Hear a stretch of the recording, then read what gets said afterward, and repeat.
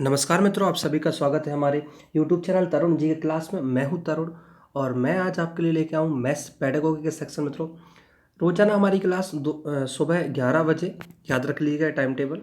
सुबह 11 बजे हमारी मैथ्स पेडागोगी क्लास चल रही है फिलहाल, और शाम को 7 बजे चलती है हमारी तरुण जी के ट्रिक चैनल पर साइंस की क्लास। मित्रों, तो दोनों अटेंड करना कंपलसरी है, तो दोनों चैनल को सब्सक्राइब जरूर करिएगा आप।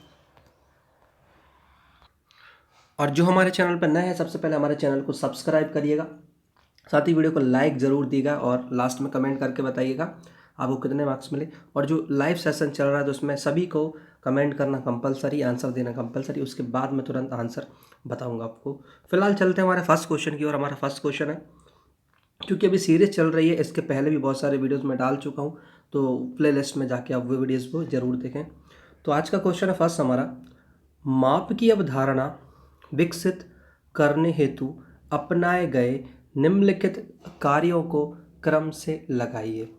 ऑप्शन है, शिक्षार्थी लंबाई मापने के लिए मापक इकाइयों का प्रयोग करते हैं।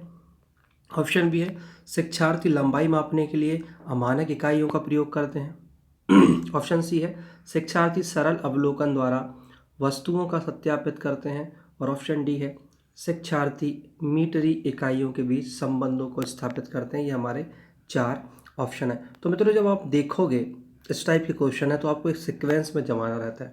तो सबसे पहले आपको क्या करना है, जो इसका राइट आंसर होगा वो होगा हमारा ऑप्शन नंबर डी।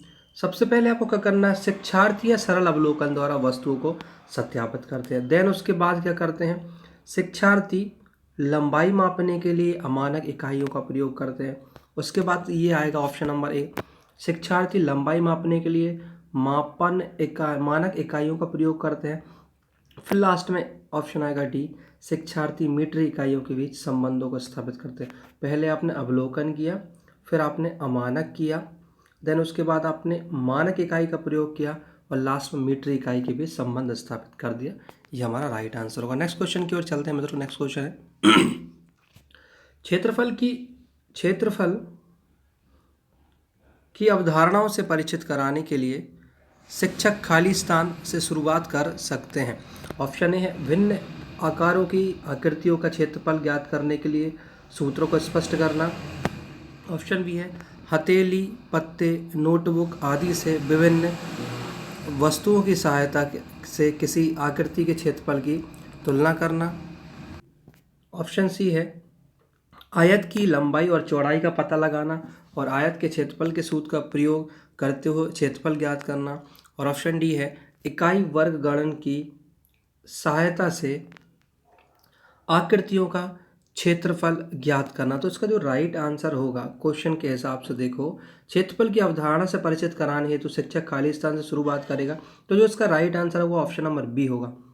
हथेली, पत्ते, नोटबुक आदि से विभिन्न वस्तुओं की सहायता से किसी आकृति के क्षेत्रफल की तुलना करना, ये एक क्षेत्रफल की अवधारणा बता सकते हो। बच्चों को कई बार देखा होगा, टीचर जो डस्टर होता है उसी को उठा के आयत बना देता है, उसी को उठा के एक आयतन समझा देता है। तो याद रखिएगा, ये एक तरीके होते हैं समझाने के लिए। नेक्स्ट क्वेश्चन है हमारा, निम्नलिखित में से प्राइमरी कक्षाओं में रेखागणित के अध्ययन का कौन सा भाग पढ़ाया जाता है। ऑप्शन है औपचारिक, ऑप्शन बी अनौपचारिक, ऑप्शन सी ए और बी दोनों, और ऑप्शन डी है इनमें से कोई नहीं। तो इसका आंसर याद रखना, जो रेखागणित का तुमको पार्ट पढ़ाया जाता है वो हमेशा अनौपचारिक पढ़ाया जाता है। देखो, प्राइमरी स्कूल में औपचारिक नहीं पढ़ाया जाता, आपको डॉट डॉट रख के पढ़ाया जाता है, ठीक है, ऐसे करके पढ़ाया जाता है। एक सरल रेखा बन गई, ये त्रिभुज बन गया, ऐसे करके पढ़ाए जाते हैं। तो अनौपचारिक पार्ट पढ़ाया जाता है, लेकिन किस में भाई, प्राइमरी कक्षाओं की बात कर रहे हैं उनमें रेखागणित का हम अनौपचारिक पार्ट पढ़ाते हैं। नेक्स्ट क्वेश्चन दोस्तों, हमारा क्वेश्चन है कि एक गणित अध्यापक बच्चों में गणना की शक्ति को निम्नलिखित द्वारा बढ़ा सकता है। ऑप्शन है, संकल्पनाओं को स्पष्ट करते हुए काफी अभ्यास कराना। ऑप्शन बी, शिक्षण के दौरान कक्षा में क्रियाशील गतिविधियों का आयोजन करके। ऑप्शन सी है, केवल एल्गोरिथम का प्रयोग करके। और ऑप्शन डी, इनमें से कोई नहीं। तो इसका जो राइट आंसर होगा वो होगा हमारा option number B. Option number B इसलिए होगा क्योंकि गणित अध्यापक बच्चों में गणना करने की शक्ति को निम्नलिखित बढ़ाएंगे। वो शिक्षण के दौरान कक्षा में क्रियाशील गतिविधि का आयोजन करेंगे। याद रखना, क्रियाशील गतिविधि का वो क्या करेंगे, आयोजन करेंगे। नेक्स्ट क्वेश्चन की ओर चलते हैं मित्रों। नेक्स्ट क्वेश्चन हमारा,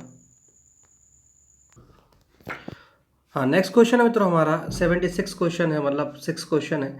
किस आयु वर्ग के बच्चों के लिए शिक्षा का अधिकार कानून एक मौलिक अधिकार होता है? ऑप्शन ए है 5 से 15, ऑप्शन बी है 6 से 12, ऑप्शन सी है 6 से 14 और ऑप्शन डी है 6 से 16। तो आप सभी को पता है शिक्षा का अधिकार 21 का में लिखा हुआ है, मुफ्त शिक्षा के लिए, फ्री शिक्षा के लिए, जो कि 6 से 14 साल के बच्चों के लिए बिल्कुल अनिवार्य शिक्षा अधिकार कानून एक मौलिक अधिकार ही बना दिया है 21 का के अंतर्गत। तो जो राइट आंसर होगा हमारा ऑप्शन नंबर सी होगा, याद रखिएगा, 6 से लेकर 14 ईयर के बच्चों के लिए। नेक्स्ट क्वेश्चन है हमारा, निम्नलिखित में से कौन सा गणित में निदानात्मक परीक्षण का उद्देश्य यहाँ पर साफ लिखा नहीं है बताना है। ऑप्शन ए बच्चों में अधिगम के दौरान कमियों व कमजोरियों को ज्ञात करना, ऑप्शन बी बच्चों की प्रगति रिपोर्ट भरना, अभिभावकों को प्रतिपुष्टि देना, ऑप्शन सी है अभिभावकों को प्रतिपुष्टि देना और ऑप्शन डी है इनमें से कोई नहीं। तो इसका जो राइट आंसर होगा वो हो जाएगा हमारा ऑप्शन नंबर बी, बच्चों की प्रगति रिपोर्ट भरना। ये कोई गणित का निदानात्मक परीक्षण का उद्देश्य नहीं होता, लेकिन अधिगम के दौरान कमियों कमजोरियों ज्ञात करना, अभिभावक की प्रतिपुष्टि करना ये होता है।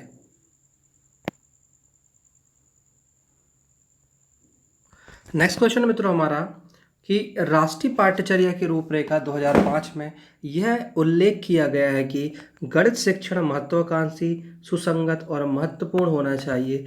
यहाँ महत्वाकांक्षी से तात्पर्य निम्नलिखित में से किसकी उपलब्धि है? ऑप्शन ए गणित के संकीर्ण उद्देश्यों लक्ष्यों की, ऑप्शन बी गणित को अन्य विषय से जोड़ने की, ऑप्शन सी गणित के अनुप्रयोग की और ऑप्शन डी गणित के उच्च उद्देश्यों लक्ष्यों की। तो जो हमारा राइट आंसर होगा इसका ये होगा ऑप्शन नंबर डी होगा, गणित के उच्च उद्देश्यों लक्ष्यों की।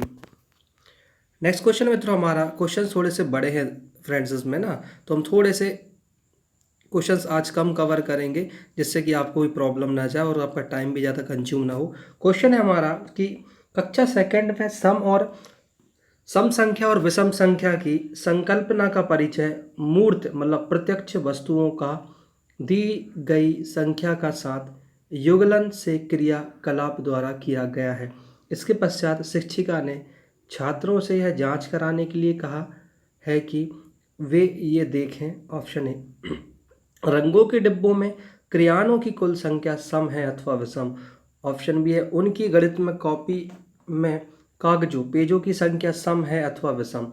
तो ऑप्शन ए है हमारा अधिगम के लिए मूल्यांकन, ऑप्शन बी अधिगम के रूप में मूल्यांकन, ऑप्शन सी अधिगम के अंत में मूल्यांकन और ऑप्शन डी अधिगम का मूल्यांकन। तो इसका जो राइट आंसर होगा वो ऑप्शन नंबर ए है, ये अधिगम के लिए मूल्यांकन है, सीखने के लिए क्या है मूल्यांकन। क्योंकि आप रंगों के डिब्बों में क्रेयॉनों की कुल संख्या सम या विषम देख रहे हैं और उनकी गणित की कॉपी में कागजों पेजों की संख्या सम और सम, तो ये अधिगम के लिए मूल्यांकन कहलाता है। चलते हैं नेक्स्ट क्वेश्चन की ओर। नेक्स्ट क्वेश्चन है हमारा कक्षा सेकेंड में व्यवकलन को घटाना बोलते हैं, ठीक है, या माइनस बोलते हैं, कि प्रचालन की व्याख्या करने के पश्चात शिक्षक ने श्याम पट्ट पर नीचे दिए गया चित्र खींचा और बच्चे से रिक्त वृत्तों को भरने के लिए कहा।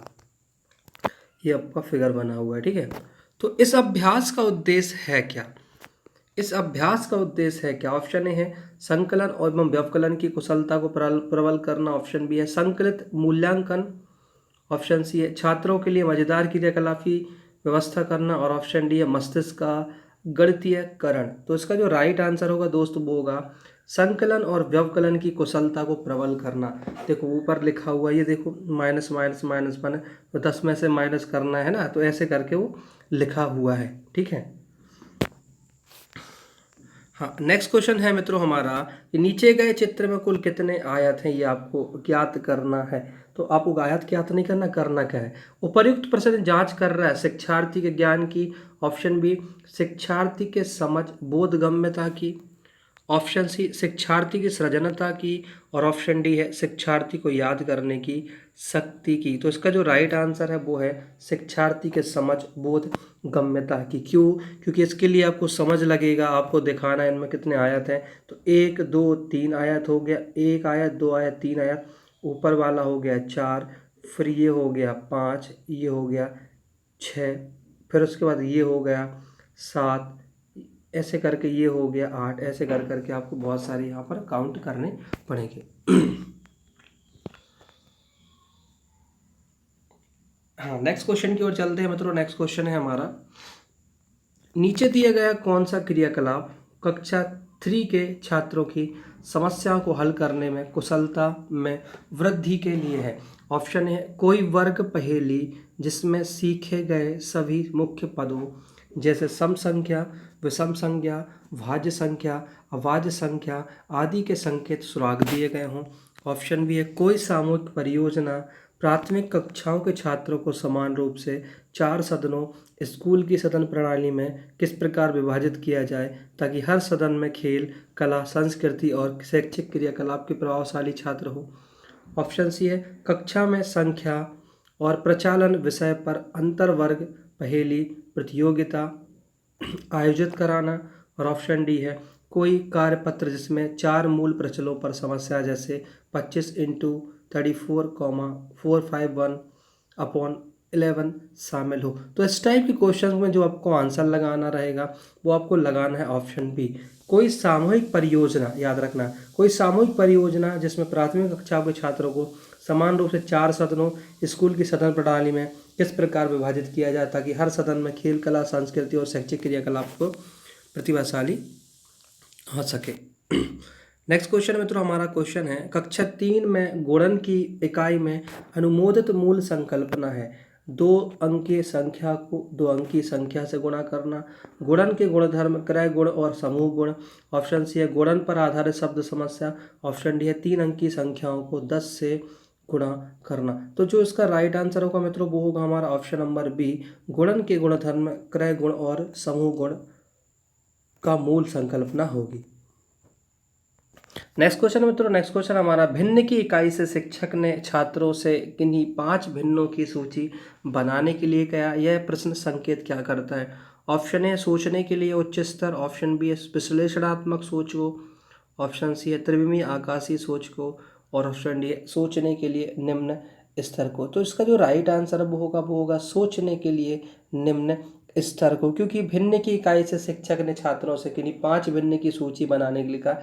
ये इसमें कोई निम्न स्तर, इसमें कोई सोचने का उच्च स्तर नहीं लगता। भिन्न आपको पता है हमेशा P/Q के फॉर्म में रहता है, तो आपको कुछ भी लिखना, तो ये निम्न स्तर को संबोधित करता है। इस टाइप के क्वेश्चन थोड़े टिपिकल होते हैं। नेक्स्ट क्वेश्चन की ओर चलते हैं। नेक्स्ट क्वेश्चन मित्रों हमारा, किसी अभ्यास में प्रश्न था P/Q तथा रेखाखंडों RS की लंबाई मापिए। बच्चे ने उत्तर लिया AB की लंबाई 5 सेंटीमीटर है, AB की लंबाई 3 सेंटीमीटर। यह संकेत क्या करता है? संकल्पनात्मक त्रुटि, कार्यविधि त्रुटि, रेखाखंड का नाम AB लिखने की आदत के कारण त्रुटि, और पढ़ने की त्रुटि। तो इसका जो राइट आंसर होगा वो होगा ऑप्शन सी। ऑप्शन सी इसलिए होगा क्योंकि आप देखोगे जब छोटे बच्चे होते हैं उनको हमेशा A और B लिखने की आदत करते हैं, इसलिए वो त्रुटि हो जाती है, जबकि यहाँ पर PQRS दिया हुआ है। ठीक है, नेक्स्ट क्वेश्चन की ओर चलते हैं। नेक्स्ट क्वेश्चन है, शिक्षिका ने कक्षा 5 में समाचार पत्र वितरित करके छात्रों से सबसे बाद के मैच में भारतीय टीम के खिलाड़ियों के क्रिकेट स्कोर को लिखने के लिए कहा। इसके पश्चात उसने छात्रों से इन स्कोरों को दंड ग्राफ खींचने के लिए कहा। वह शिक्षिका प्रयास कर रही है छात्रों की वास्तविक जीवन और गणितीय संकल्पनाओं के बीच संबंध स्थापित। ऑप्शन बी परियोजना उपागम द्वारा छात्रों को शिक्षा देने, ऑप्शन सी कक्षा को आनंदमय बनाने एवं अभिव्यक्तिशील बनाने, और ऑप्शन डी छात्रों की तार्किक क्षमता में वृद्धि करने। तो जो हमारा इसका राइट आंसर होगा वो हो जाएगा हमारा ऑप्शन नंबर ए, छात्रों की वास्तविक जीवन और गणितीय संकल्पनाओं के बीच संबंध जानने में सहायता, क्योंकि वो स्कोर को दंड आलेख के रूप में बनाने को आप कह रही हैं। नेक्स्ट क्वेश्चन में तो हमारा क्वेश्चन है, कक्षा 4 में कक्षा 4 के किसी छात्र को निम्नलिखित शब्द समस्या दी गई। मुंबई में 336 बस स्टॉप हैं, दिल्ली में मुंबई से 127 बस स्टॉप अधिक हैं। दिल्ली में कुल कितने बस स्टॉप हैं? छात्र ने उपरोक्त समस्या का उत्तर इस प्रकार दिया, मुंबई में 336 हैं और 336 127 दिल्ली है, उसने जोड़ दिया आपस में 463 है। ठीक है, अब देखो क्या होगा। शिक्षक इस छात्र के प्रदर्शन के विषम में क्या रिपोर्ट देगा? ऑप्शन ए है, छात्र सही उत्तर ज्ञात कर सकता है परंतु उसकी अभिव्यक्ति निकृष्ट है। छात्र समस्या को समझने और उसका विश्लेषण करने में अच्छा है तथा उसकी समस्या हल करने की योग्यता प्रशंसनीय है। छात्रों ने सही क्रियाविधि नहीं अपनाई, उसे अधिक अभ्यास की आवश्यकता है। और छात्र किसी आवश्यक चरणों को लिखने की योग्यता नहीं रखता है। तो इसका जो राइट आंसर होगा वो होगा ऑप्शन बी, क्योंकि छात्र समस्या को समझने और उसका विश्लेषण करने में अच्छा है, उसकी समस्या हल करने की योग्यता प्रशंसनीय होगी। तो याद रखिएगा इस टाइप के क्वेश्चन का आंसर हमारा ये होगा। मित्रों लास्ट क्वेश्चन है हमारा, इस क्लास को फिनिश करते हैं, बाकी फिर आपको शाम को 7 बजे मिलेगी हमारी साइंस की क्लास। नेक्स्ट क्वेश्चन है कि किसी छात्र के से नीचे दी गई संख्या को पढ़ने के लिए कहा जाता है। ये संख्या लिखी हुई है, उसने इन्हें इस प्रकार पढ़ा, 30, 6, 40, 8, 408, 40, 10 पढ़ने में त्रुटि के कारण है कि छात्र को गणित की कक्षा अच्छी नहीं लगती और कक्षा अभाव कष्टदायक है। ऑप्शन बी है, छात्र ने स्थानीय मान की संकल्पना तो समझ ली परंतु उसका उपयोग नहीं किया। ऑप्शन सी है, छात्र गणित का अध्ययन करने के लिए उपयुक्त नहीं है। और ऑप्शन डी है, छात्र स्थानीय मान की संकल्पना को नहीं समझता और उससे केवल 2 अंक की संख्या को पढ़ना आसान लगता है। तो जब भी इस टाइप के क्वेश्चन आए भाई तो आपको क्या लगाना, ऑप्शन नंबर डी, छात्र स्थानीय मान की संकल्पना को नहीं समझता, उससे 2 अंक की संख्या को पढ़ना आसान होता है। जब भी ऐसे क्वेश्चन आए तो स्थानीय मान तो उसमें दिया ही रहा होगा, तो आपको वही आंसर लगाना है। आई होप दोस्तों आपको ये लाइव क्लास ज़रूर पसंद आई होगी। तो यदि अच्छा लगा हो तो कमेंट करें, वीडियो को लाइक ज़रूर करें, वीडियो को दोस्त के साथ शेयर करें और सभी सुन ले। मतलब इम्पोर्टेंट न्यूज़ यही है कि रोज़ 11 बजे हमारी क्लास रहती है तरुण जी के क्लास चैनल पर, और एक शाम को क्लास होती है तरुण जी के ट्रिक चैनल पर साइंस की। तो दोनों चैनल को सब्सक्राइब कर लें, साथ ही हमारे साथ बने रहने के धन्यवाद। और भी वीडियोज़ हैं उन पर जाके देखें। जय हिंद, जय भारत।